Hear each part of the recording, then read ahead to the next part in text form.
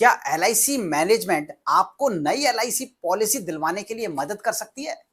जानेंगे इस वीडियो में। नमस्कार दोस्तों, मेरा नाम है Sumit Shrivastava, founder and CEO Bima Gurukul. और हर शुक्रवार की तरह इस शुक्रवार भी मैं आप लोगों के बीच में हूं एक न्यू टॉपिक लेके, जो सिर्फ और सिर्फ लाइफ इंश्योरेंस एजेंट्स के लिए है। तो अगर आप एक एलआईसी एजेंट हैं तो सब्सक्राइब करके बेल आइकन को जरूर प्रेस कर लीजिएगा, क्योंकि हर शुक्रवार को कुछ ना कुछ तो नया मैं सिखाता ही रहूंगा।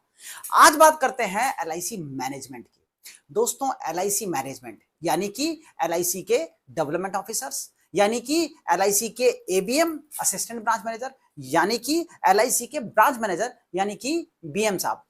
नॉर्मली आप इन तीन लोगों के साथ ज्यादा कनेक्टेड रहते हैं। हाँ, अब ये जो तीन लोग हैं, ये आपको किस तरीके से मदद कर सकते हैं नई पॉलिसीज दिलवाने के लिए? मेरी बात को ध्यान से समझिएगा। और कई सारे लोग तो मुझे लगता है कि कंप्लेंट करना शुरू कर देते हैं कि जी हमारे डेवलपमेंट ऑफिसर नहीं करते, हमारे एबीएम नहीं करते, हमारे बीएम नहीं करते। रीजन सिर्फ और सिर्फ हम हैं दोस्तों, इस बात को हमें समझना पड़ेगा। डेवलपमेंट ऑफिसर्स हों, ब्रांच मैनेजर हों, असिस्टेंट ब्रांच मैनेजर हों, उनको न्यू बिजनेस अगर दिखेगा तो वो आपको सपोर्ट जरूर करेंगे। पर क्या हमारी तरफ से सिर्फ एक्सपेक्टेशन है या फिर रियल में परफॉर्मेंस भी है, यह हमें समझना पड़ेगा। आइए थोड़ा सा ध्यान से समझाता हूं। दो तरह के एलआईसी एजेंट हैं। मान लीजिए कोई राम और श्याम, दो एलआईसी एजेंट हैं। ये दोनों एलआईसी एजेंट इस वीडियो को देखते हैं और इस वीडियो को देखने के बाद करना यह है कि अपने ब्रांच मैनेजर साहब के पास जाके कहना यह है कि सर, मैं जितनी भी पॉलिसीज में मैच्योरिटीज हैं, जो एजेंट टर्मिनेट हो गए, जो एजेंट आज काम नहीं कर रहे, उनकी पॉलिसीज में मैच्योरिटी डी होगी, या उनका एक ऐसा पूरा का पूरा प्रोसेस है कि उनकी लिस्ट निकल जाती है जो पॉलिसीज पेड अप में कन्वर्ट हो गई, या जिन पॉलिसीज की सरेंडर वैल्यू बन रही है वो सरेंडर वैल्यू उन लोगों को मिल सकती है। ऐसे सारे जितने भी केसेस हैं जो ऑर्फन पॉलिसीज हैं, इनका डेटा हमारे को दे दीजिए। तो आपको सबसे पहले तो ये करना है, अपनी मैनेजमेंट से सपोर्ट पाने के लिए सिंपली ये काम करना है कि उनके पास जाके ये कहना है कि जी मैं इस डेटा के ऊपर काम करना चाहता हूं, आप मुझे डेटा दे दीजिए। मैं उनके घरों पे, उनके एड्रेसेस पे जाके ढूंढूंगा, मैं वहां पे जाके उनके नंबर निकलवाऊंगा। अगर उनका घर चेंज हो गया होगा तो उनके नए घर पे जाऊंगा और कैसे भी करके इन लोगों से अपील करूंगा, मिलूंगा और उनको कन्विंस करूंगा कि ये जो पैसा उनको मिलना है एलआईसी से, ये नई पॉलिसी में कन्वर्ट हो जाए।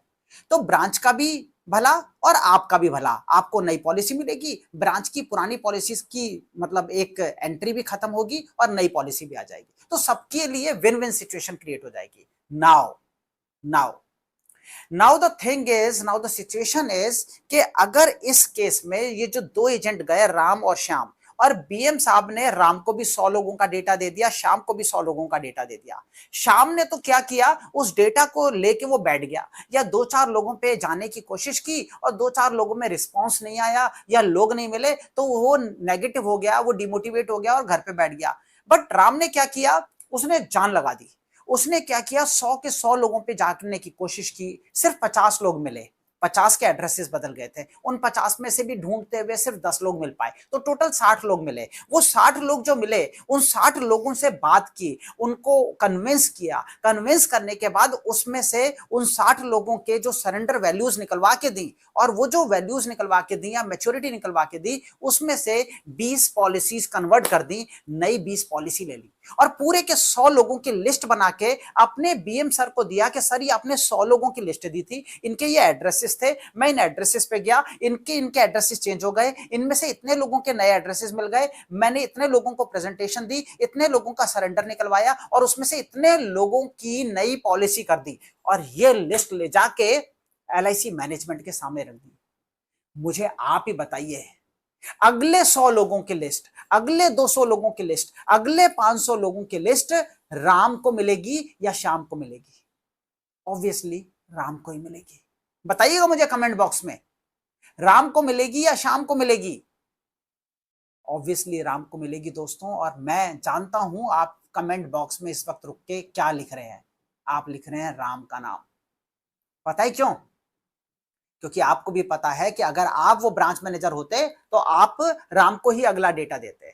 यही फर्क है इंश्योरेंस एजेंट्स में। कई इंश्योरेंस एजेंट सिर्फ क्रिप्ट करते रहते हैं कि हमें सपोर्ट नहीं मिलता, और कई सारे लोग अपॉर्चुनिटी मिलने पे उसका फायदा उठाते हैं। अपने ब्रांच मैनेजर सर के पास जाइए, अपने डेवलपमेंट ऑफिसर के पास जाइए और मेरा ये वीडियो दिखा दीजिए। और मेरी LIC मैनेजमेंट से रिक्वेस्ट है, आई रिक्वेस्ट यू सर, ये जो मेरा भाई या मेरी बहन या जो हमारा LIC अभिकर्ता आपके पास ये वीडियो लेके आया है ना, इस वीडियो को देखने के बाद इसको 100 लोगों की लिस्ट दे दीजिए। मैं आपसे अपील करता हूं, और 100 लोगों की ऑर्फन पॉलिसीज की डिटेल इनको दीजिए, ये उसके ऊपर काम करेंगे, आपको लिस्ट लाके देंगे, ईमानदारी से काम करेंगे। और अगर इसमें से ये कन्वर्जन करने में कामयाब रहे तो उसके बाद मैं उम्मीद करूंगा 200, 300, 500, 1000 लोगों की लिस्ट अपना वो वाला एजेंट बना लीजिएगा इनको, जो पूरे साल ऑर्फन पॉलिसीज पे काम करे। एक मौका दीजिए सर इनको, ठीक है दोस्तों? तो लीजिए, आपके LIC मैनेजमेंट से मैंने रिक्वेस्ट भी कर दी, अब आपको सपोर्ट भी मिल जाएगा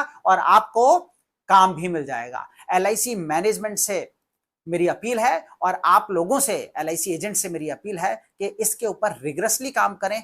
बहुत बिजनेस है इसमें, तो आपका बिजनेस बहुत तेजी से फ्लरिश कर सकता है।